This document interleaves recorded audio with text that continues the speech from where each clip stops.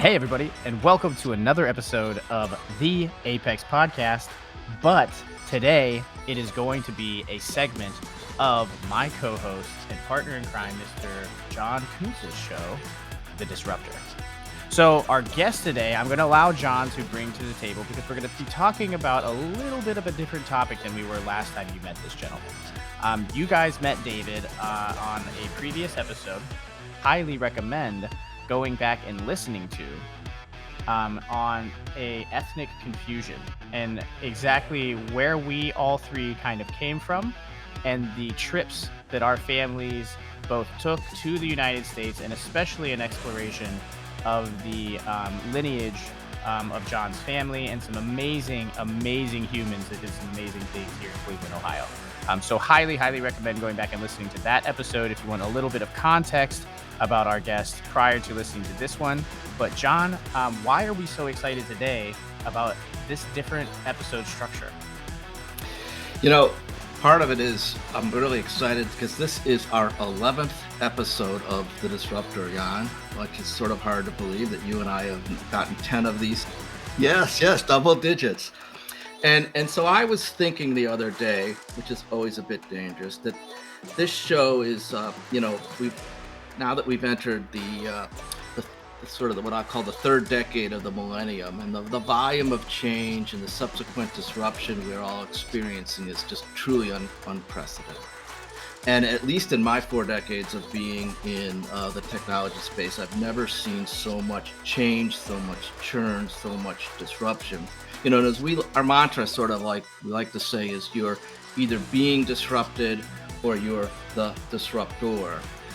In other words, are you Blockbuster or are you Netflix? Are you, Macy's trying to deal with disruption from Amazon and so forth? But, with that said, for nearly 2 years, we've all been experiencing a form of disruption. And if you remember back, Jan, when you and I interviewed Gary Guller in episode 8 in February of this year, we talked about 2020 throwing us the mother of all disruptive curveballs. And here we are now, nearing the end of 2021. And so I wanted to add a third component to our disruptor theme. And that is, how are you dealing with disruption? What can you do to survive these waves of disruption that seem to be hitting us on various fronts? So today, as you alluded to, we are bringing back David Kundtz, and we are going to talk about surviving disruption by learning the art of stopping. So David, welcome back to our show, and I'm real excited to be able to, talk with you and get some insights, particularly around your most recent book, The Art of Stopping. John, thanks. Great to be here with you. For those that didn't or haven't listened to the last show, and I'm going to let David give a bit of a more detailed introduction because I think it's better when we understand the backstory of the guest. But in a nutshell, David's a speaker, counselor who's now retired from private practice, and an author of numerous books. And I'm thinking you're up around 8, 9, 7? Seven books. Depending on how you count them. There you go. Okay, that's fair because I was trying to do a count and I kept coming up with different numbers. Yeah, exactly. But David's most recent book, as we mentioned, is The Art of Stopping: How to Be Still when you are. Let me pull it up for you if I can. When you have to keep going. When you have to keep going, yes. So David, a friend of mine uses a saying, and I sort of stole it, is everyone is born into a story. And I was hoping you could give our listeners a bit of insight into your fascinating backstory, if you don't mind. No, not at all, John. Yeah, my backstory is in Cleveland, Ohio, born into a Hungarian, Irish, German family in 1937, and went to school at US in Shaker Heights, school at Georgetown, then went to the seminary, was a priest for almost 20 years in the Diocese of Boise, Idaho. And in South America, I served 3.5 years in Cali, Colombia, South America, which I really loved. Came back, got retrained, left ministry, got retrained, and became a psychotherapist, family counselor here in California in the Berkeley area, and retired from that several years ago. And in the meantime, I've been writing. And my most recent book is the one you mentioned, The Art of Stopping. It's actually a rewrite of a book that was published back in 1998. And so much has changed that the publisher encouraged me to rewrite it, go through and update it completely. So it's really almost like a new book. That's why it's difficult to count how many books there are. So yeah, that's my backstory. That's been my last project, and that's what I'm actually working on now, is sort of marketing the book. So David, tell us, what is stopping? Give us a little background. Is it a Sure. system? Does it have components? Absolutely. Stopping is doing nothing as much as possible for a moment or a month in order to wake up, remember who you are, and what you want. In other words, stopping is doing nothing to become awake. My conviction, John, is this. Each of us has within us, and this I go back into all of the traditions, spiritual traditions, both of the East and the West. Each of us has within us the wisdom and the knowledge, the understanding, and the necessary wisdom to know who we are and what we want to do. But the world has become so distracting, so complex, and so fast changing, as you mentioned earlier, that we don't hear those voices and we can't access that wisdom because there's so much going on and there's so much going through our minds and our brains. So what we have to do is allow those voices and that wisdom access to our psyche, to our current, present awareness. And I'm convinced the only way we can do that is just by shutting up, being still, being quiet, being alone. Now, as you know, that's very countercultural. That's not a popular mantra. People are afraid to be alone, okay? To practice stopping is totally, completely simple. Everyone knows how to stop and shut up and be still. That's easy. But to do it, we're terrified. All again of the Western and Eastern traditions tell us what is the most challenging spiritual problem of human beings? The self, conquering and knowing the self. So that seems to be probably, when you stop and think about it, the most important thing you can do in your life is to know yourself and to know who you are and what you want. And if you don't, it's very sad.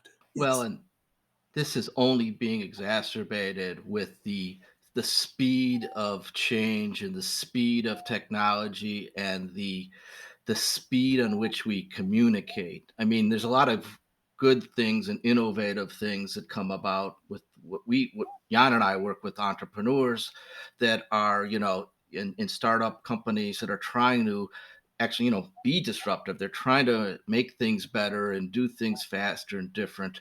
But, at the same time, there's some downsides, as you just pointed out. I mean, whether it's Facebook or Instagram or those kind of things, you're now, it's almost impossible to disconnect from I'll call it your network or your ecosystem. Right, I get that.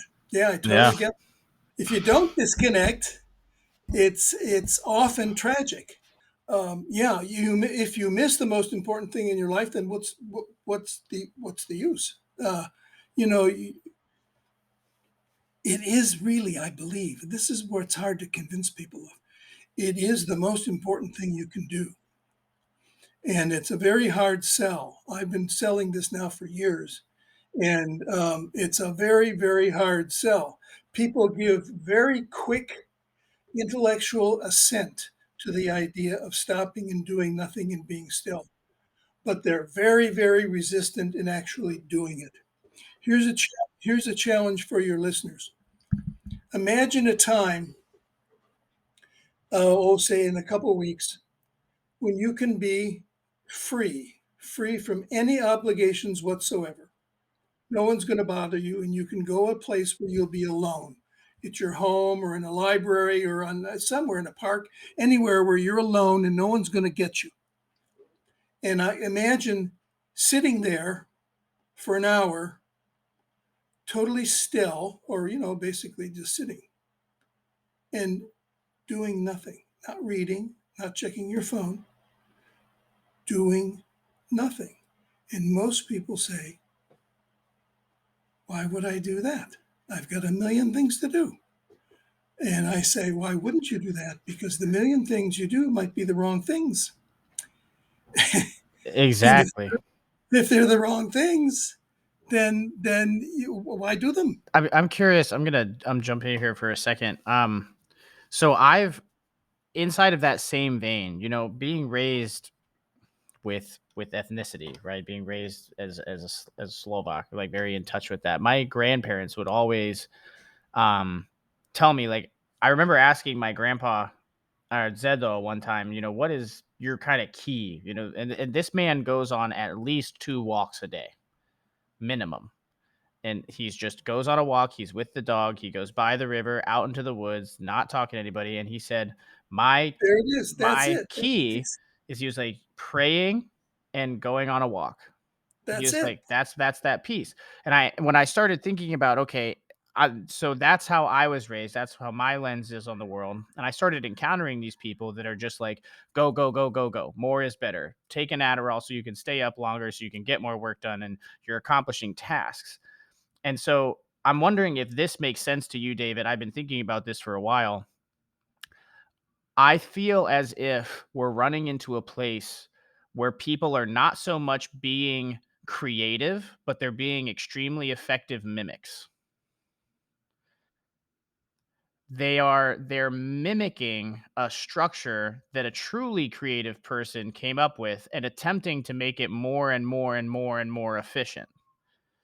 By calling it creativity, it's actually effective mimicry.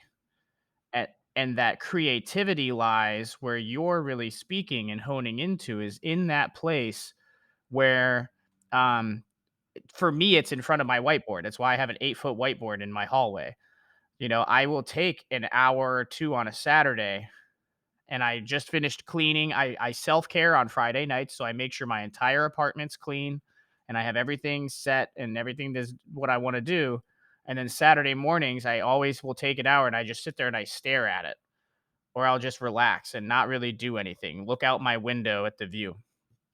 And those are where those original thoughts, where I've almost like put together all of the issues from the week, kind of start coming together. But to your point, if you're even engaging in, reading or anything that's input, it's like you can't be inputting and outputting at the same time. You need to Exactly. you need to halt the input and allow the output to manifest. But does that creativity and mimicry kind of make sense? What are your thoughts on that? Makes total sense. I agree with you completely. I never thought of that concept, but it makes total sense. And your grandfather practiced stopping. He did what I'm encouraging. Our grandparents probably mostly did, because life was like that then. Life offered opportunities for quiet. I remember being out on my Irish grandfather's farm in Ohio when I was a kid, and he would take me out there, and he'd talk to the farmer, and I'd wander around the farm doing nothing. But I was with him. He probably kept me within earshot, but I was doing nothing, just being still. Hmm. And so he had it, yeah, praying and walking the dog. Absolutely. That's an interesting concept because, my dad, David, used to talk about business, back in the 50s, well, in the 60s and 70s when he first started practicing law. And he said, we would write a letter, we'd put it in the mail, and then we'd basically pause and we'd wait. And then they would get the letter or the document or whatever, they would revise it. They'd, you know, send a revised copy back in the mail. And so you would go this back and forth between negotiating and writing and communicating and just doing the art of business, for lack of a better word, would take weeks or days. And then by the time Andy retired, he said the same amount of work was done in 4 hours because of emails and faxes and those kind of things. And he said, it just back and forth, back and forth, back and forth, back and forth. And there was no time to pause and reflect. It was just react. And I want to tie that back, this discussion back to our audience, which is typically entrepreneurs, startups, founders, even not-for-profits organizations, some extent, who again are under extreme pressure to move fast, to grow, to do an exit, whatever it might be. And I think back to this whole concept, they're just reacting. They're just doing stuff. They don't know if they're doing the right things or the wrong things. And one of my mantras with these guys is to try to give back the concept where 90% of startups fail. And depending on whose study you read or how you count, they fail mostly because of poor market fit. In other words, they build something or they create something, a product or service that basically nobody wants to buy. It could be technically superior, it could be great, but at the end of the day, nobody cares because they don't buy. Yeah. And so going along this theme, I'm thinking, and this is one of the reasons I wanted you on the show, was if people would take a step back and pause and think and meditate, just contemplate, as opposed to trying to always move, because entrepreneurs are, and even people in technology are incented to move as fast as they can, right? Particularly if you're trying to raise money, or like you said, you're trying to grow your business so you can, get that unicorn, Sure. out the door for $1 billion or whatever. Sure. To those entrepreneurs, let me remind them of a saying from Milan Kundera, who is a Czech novelist, brilliant novelist. And he says this, and this is from his novel called Slowness. Slowness is to remembering as speed is to forgetting. So the faster you go, the more you forget. And the slower you go, the more you remember. So I will guarantee you, if you're speeding through life, you're forgetting a lot of things. You're not remembering a lot of things. So slowing down will bring them back. Slowness is to remembering as speed is to forgetting. It's always I love that. True. It's always true. In that same vein, I feel like I just had this conversation and we were talking about the reason why people struggle to be alone right now. And one of the reasons that we kind of came up with, outside of the fact that people look at their distractions as like their phone, their computer, their TV, stuff like that. But I try to tell people it's not just your phone. Your phone is actually 50 different things. Your TV is actually 4 or 5 different things. Your computer is actually 20 different things. So you really have, somewhere between 70 and 100 things pulling at your attention at all times, whether it's apps or notifications or besides your kids and the rest of the people in the world and the 3D world, right? And so now our brains are having to deal with the physical reality and the digital reality, which our brains have never had to deal with before. We're at the front end of this like consciousness evolution almost. And we were talking about it, and he said that one of the things that he gets really nervous about is when he stops, he starts remembering all of the things that he was forgetting, and that there's an anxiety that comes with that initially.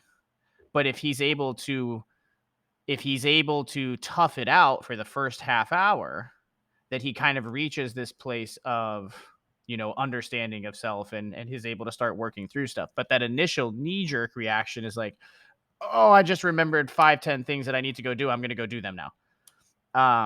Or I'm going to He look it up. sounds I'm like going to do other stuff. he sounds like a wise friend. I think that's very true to human nature, and I think that the reason we have trouble being still today is the same reason people have had it for millennia.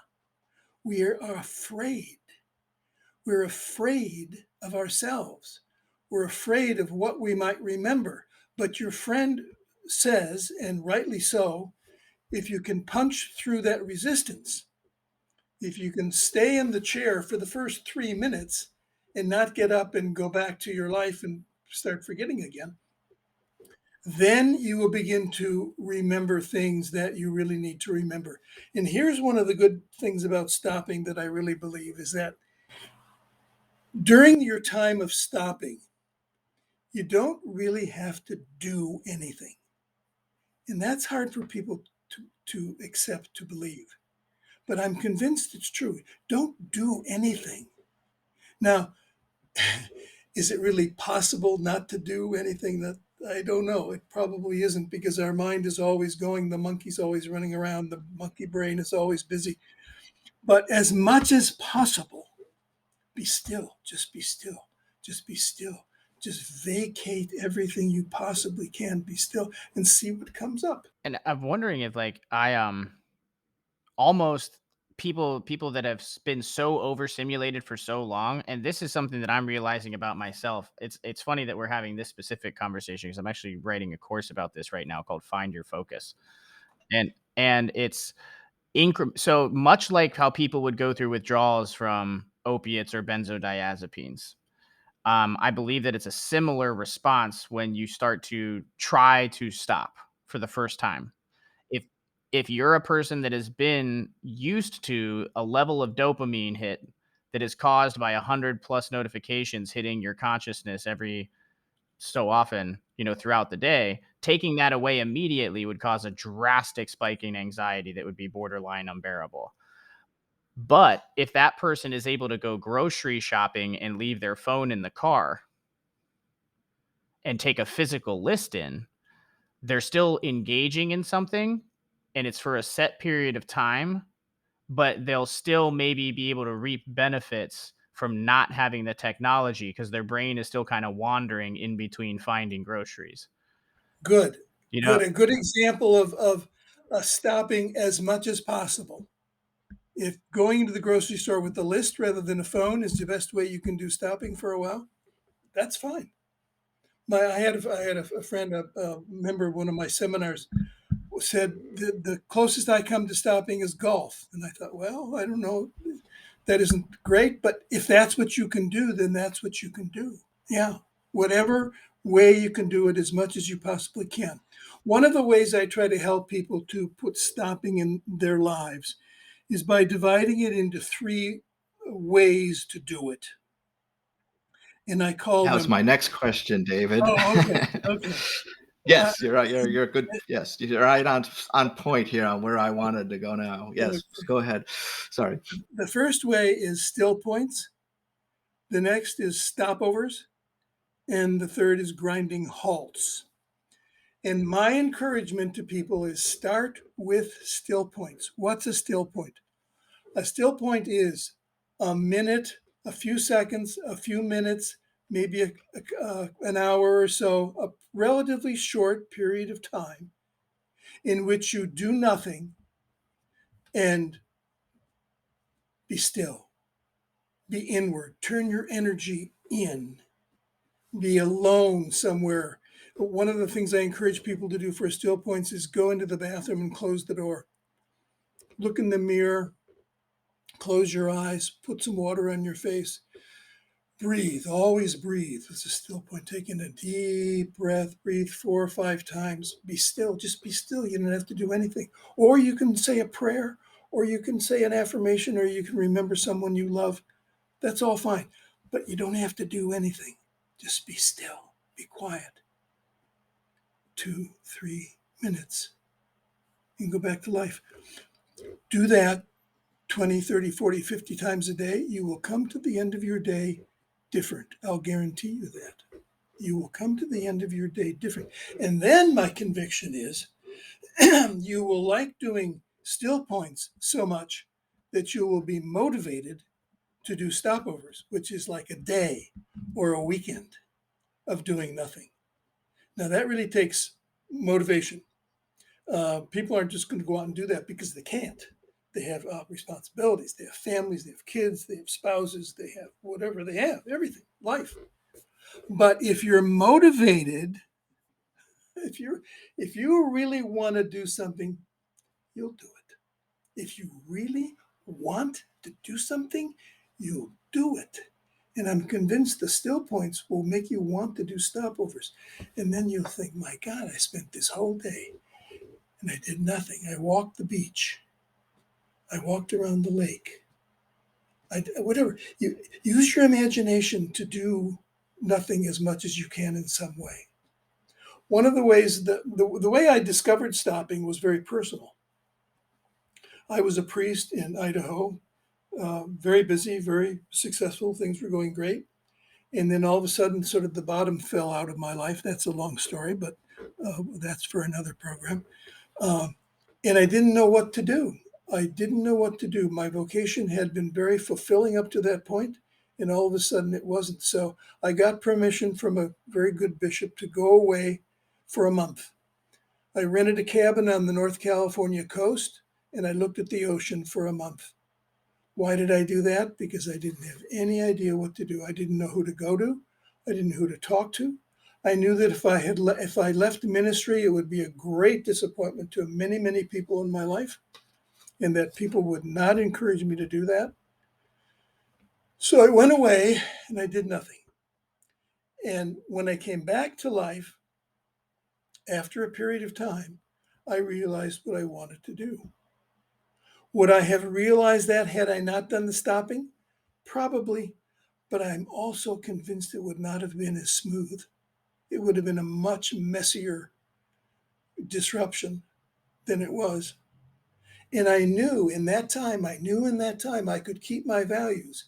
I could keep my life together. I could remain who I was. I could remain true to myself and not do what I'm doing, do something else. That's how I discovered it. And that's what I call a grinding halt. That's a month. That's a long, most people can't do that.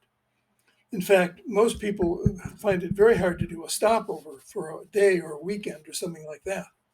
But I was fortunate. The bishop let me do it, and I did it. And it showed me the importance of being still to sort things out. I use the analogy of a computer, but I don't think it's accurate. Somebody told me don't use that analogy because it's not accurate. But anyway, I use it because it means something to me. I think a computer is always scanning things, zeros and ones, right? Isn't that it? Isn't that the idea? So that's what happens when you do a long stopping. Your computer is scanning your whole life. And you think of things from your youth and from your family and from the people who brought you life and who gave you life and where you come from, and you think of all that stuff. It just comes. It comes by itself, and that's what's going to filter your truth. That's what's going to filter what you need to know. So anyway, I got distracted. Still points is where to start stopping, and then you'll be motivated to do stopovers. And if you want, and if you can, do a grinding halt, a long period of time, a 2-week retreat. Now, most people do grinding halts because they get sick or they have an accident. That's not the way to do it. Because even though you're not doing anything, you're sick. And when you're sick, you can't do much. I had an old priest tell me once when he was very sick and in the hospital, he says, Dave, if you're going to pray now. Don't pray when you're sick because you can't. When you're sick, you're sick. When you have an accident, you're hurting. No, don't wait for that, because sometimes that's the only way life can get your attention, is knock you over the head with an accident or a sickness. That's what I was just gonna say that. I feel like when you're talking about these 3 phases, the stopping points, stopovers, and the grinding halt, I feel like, um, as people are attempting to grapple with and balance their intellect with their intuition, right? Because right now we're very intellect heavy. We're very left brain. We're very left hemisphere. And if people are, I think people are starting to wake up to learn to lean into their intuitive capabilities, almost using their intuition as their compass and their intellect as their way to map out the steps to get to the coordinates. Um, but if you allow your intellect to take hold, and you almost get presented these choices in life, and it's, one side is a stopping point and the other side is increased productivity, and by no fault of anybody's who is experiencing these overwhelming feelings of anxiety, they've been told day after day after day after day after day for the last decade to hustle, to grind, to push harder, to go longer hours, to make it to the next level. And so inside of their mind, anytime they're presented with this split in the road, they're taking the road traveled by instead of taking the road less traveled by and sitting with their intuition and figuring things out. And if you do that too many times in a row, life will start by offering you opportunities for stopping points. And if you continuously choose not to do that, it's going to force you into maybe a stopover. And if you continue to not take that option, eventually life will autocorrect That's itself. right. Yeah. And you will get smacked into a I grinding like halt I like that. somehow I or like that another. phrase. Life will autocorrect. Yeah, Mother Nature has Has her homeostasis, and that's a has real her thing. way. That's it. She has her way of making sure that, like, you are on the path that you're supposed to be on, whether you like it or not. And I feel like that's what I experienced when I transitioned from the military and nursing into entrepreneurship. It's like I put off that decision for 6 to 8 months, and then the world was just like, yeah, no, yeah, I'm going to make a whole bunch of things happen really, really quickly in your life because you've been backing this off for like 8 months now. So Merry Christmas. Okay. So I have to jump in here with a little story just to sort of Uh-huh. reinforce the concept. And I don't know if I'm probably never told you this, David, but I had a stopover experience back when I was in college, and it came to me while I was thinking and prepping for this show. Um, as you know, I went to school in California, near Claremont, California, and it was back in the 70s, so the communications and the distance was extremely long compared to today's world, right? There were no cell phones, there was no internet. There was, if you wanted to talk to somebody, you got up and waited in line at the end of the dorm and waited till the rates went down, and then you'd have to call collect, and it, and it was like $10 an hour or $5 an hour, and the calls lasted about 45 seconds because they were so expensive. So I was struggling. I was way from way from home, long way away. It was a beautiful part of the world. We had these 10,000-foot mountains in just north of Claremont. And so one weekend I went up there, went up by myself, uh, walked up into the mountains, and there was right above school was a 10,000-foot mountain called Mount San Antonio.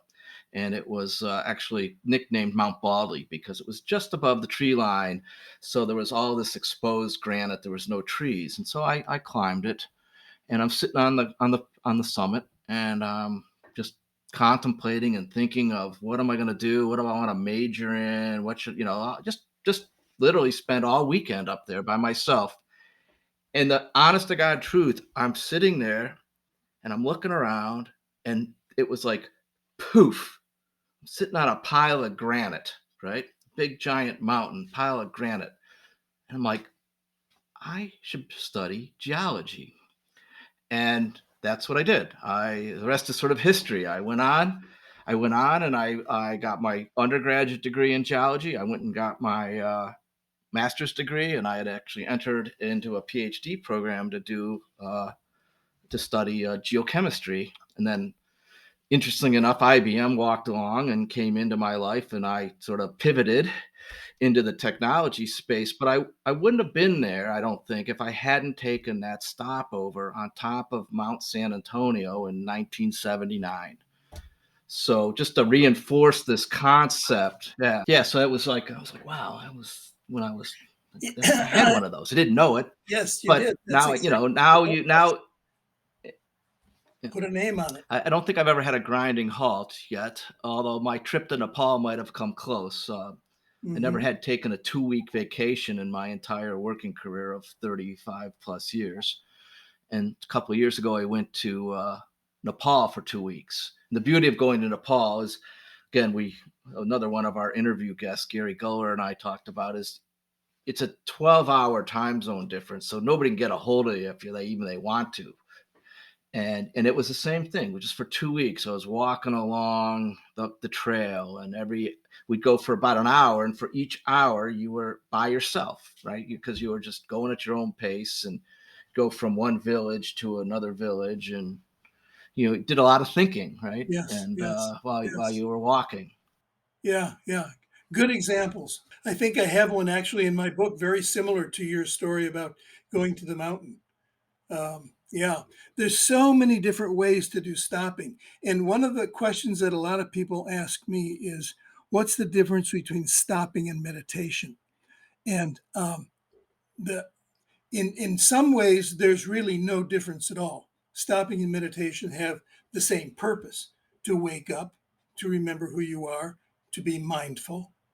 But meditation is more of a disciplined concept, more of a sitting concept, more of a daily routine that you do, which is good. It's good. I don't negate meditation in any way. The problem is most people don't do it because there's a huge resistance to doing that. True meditators are dedicated to it, and that's wonderful. But all of us can do stopping. And all of us can put those moments into our lives without all that much trouble. Um, Especially, John, as your theme says, people who are being disrupted. Out here, I was reading recently of taxi drivers who have spent tons of money on their medallions, which are now worthless. Talk about a disruption. Uh, That's one of our examples, right? Are you the yeah, taxi cab industry, or are you Uber and Lyft, right? And those guys exactly. came Yeah, in and yeah, basically pulled the carpet out from under everybody. No fault to them, right? They were just doing what they were trained to do. absolutely. But you've got to be ready to, you know, deal with it. And sometimes it just taking a pause and thinking about it and Saying now what? evaluating, Yeah. in like in good example in Ireland. It was in Dublin Hmm. about a couple of years ago, right when the sort of the Uberization of the taxi cab industry started up. And interesting enough, in Dublin, the taxi cabs were also Uber drivers. Oh, really? So when you called an Uber, the taxi guy showed up. He just happened to be wearing his Uber hat, not his taxi hat. Oh, And so that's those guys were very creative in yeah, dealing with something that could have been, as opposed to making a big stink and protesting and blah blah blah. that's So, interesting. yeah, another example of taking some time, thinking it through, pivoting, particularly for our entrepreneurial friends and founders, right? Um, what I love about your approach is it's sort of small. It's like the crawl, walk, run approach, right? So you start Yes. small, then get a little more, and then get really big. And I think that's what makes it. It's like everything else. It's a lot easier to start crawling, unlike meditation, which I actually tried to do. And you're right, it's really hard. It takes a discipline, and you know you it just it and it's I Yeah. think that's why a lot of people struggle with making it a And constant practice. people are always asking, "Am I doing it right? Am I doing it right?" Which is the wrong Yeah, question. And it isn't the question at all in regard to stopping, because stopping has no rules and very, very few guidelines. One of the other questions I get asked a lot is, there are certain people that have a very, very high metabolism, that are very anxious all the time and that have to keep moving. I think we probably all know people like that are jumpy and they have, never met anybody like that. okay. Uh, Yeah, and Jan and I are brothers from another mother sometimes in this space. okay. So I talk about stopping while moving.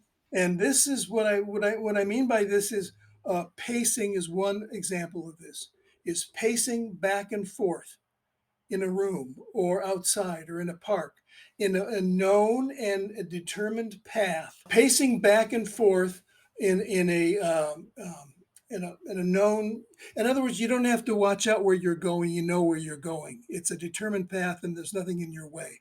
One of the ways to do that is what's called a labyrinth. Have you either of you heard of a labyrinth? Yes, I was going to ask if that was an example of one. Yes, it is an example of that. It's a big circle on the ground, and it's got a way in, one way in and one way out, and you just follow the path. It's not a maze. It isn't trying to trick you. In fact, it's trying to make it easy. You just walk the path, and you don't have to worry about where you're going because the path tells you exactly where to go, and you walk slowly, and you're doing nothing. The only thing you have to do is walk. That's an excellent example. Or pacing, or any way, like your grandfather, Jan, walking the dog. I do that every day. And praying is a good way. One of the one of the great definitions of prayer that I liked when I was a priest, I would visit an elderly woman, and she said, "Oh, Father, I can't pray very well." And I said, how do you pray?" And she says, "Well, recently I just sit and look at God, and He sits and looks at me." Contemplative. That's a contemplative. What else is there? Words don't make any difference. What do words mean? So, yeah, prayer is a great example of that. The other thing to do is to get out into nature. Nature is one of the best ways to help us stop, because nature is still. Nature is happy with itself. Nature is at home with itself. Or to be with an animal, a dog or a cat or any pet, that when you stroke a cat or you pet your dog, your heartbeat goes down and your blood pressure goes down and everything relaxes. So there's lots of ways to get into it. The thing is, will you do it? Here's a challenge for your entrepreneurs. If you can think of a Well, way. you must have read my script, David.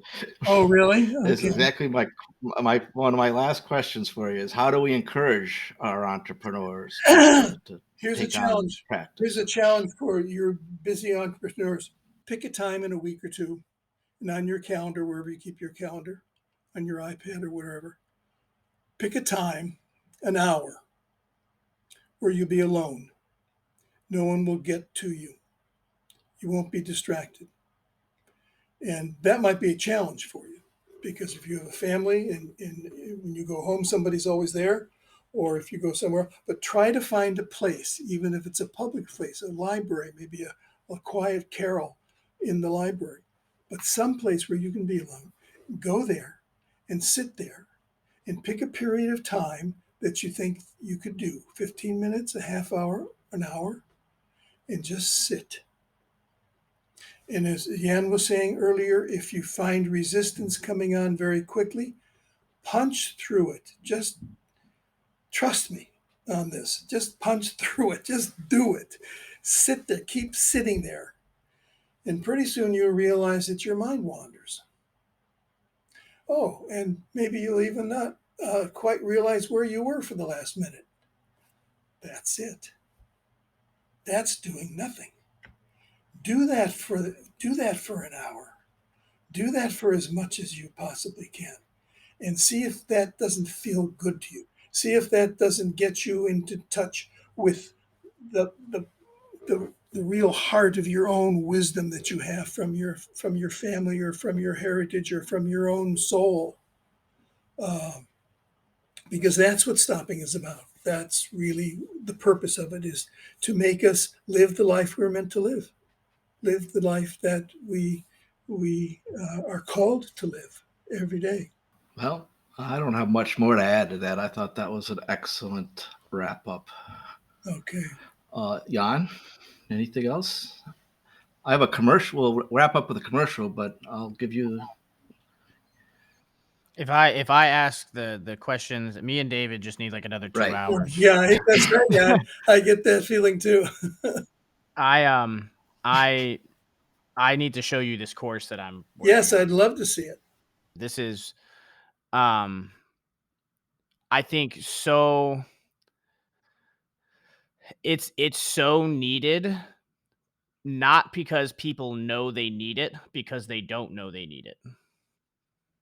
That's what I think is frightening me about what I'm seeing in my age demographic, right around like those, like the 30 and younger specifically, are really scaring me, because if that uncomfortability with being alone continues to grow, and we don't recognize that this is the first time that humans have had to live balancing 2 realities, the physical and the digital, we're going to end up in a really weird place. So I'm Totally agree, and I don't have any idea I'm very how to get their interested attention either. So everybody that's listening, plan on in the future this topic continuing to be explored. I would highly recommend purchasing the book and reading it, because I know that part of the reason why I have a million and one questions for David is because I read it and I just started seeing all of these blips. That whole idea of life offering you stopping points and then actively choosing to not take the stopping point because of efficiency's sake, that came out of reading the book and taking a chance to go on a walk at the park. And that's where that question came from. So I would, for anybody that feels as if they've been dealing with too many things, they're anxious, they have, you're not sure which direction to go in life, whether it's career path, it's launching a new product, it's trying to decide whether or not you want to take that promotion, this book can be universally applied across all of those places. So I would definitely recommend picking it up and giving it a read, spend time with it. Don't rush through it. Spend time with the ideas. And one other resource that I'll give David's website a plug. You can catch up on his writings or sign up for his bi-weekly inspirational newsletters, and he's at davidkundtz.com. So that's his first name and last name with no space.com. And we will put those into the show notes, as well as a link to The Art of Stopping, how to be still when you have to keep going. So, David, thank you very much for taking the time. I always love bringing guests in that start to get the little wheels in Jan's brain starting to go. You like watching the steam come out of my ears. Yeah. So this has been a lot of fun. Yeah, well, listen, thank you both very much. It's been a lot of fun. I really appreciate being on. Maybe we'll continue the discussion on another episode. Very good. Thanks again. It's been a great pleasure.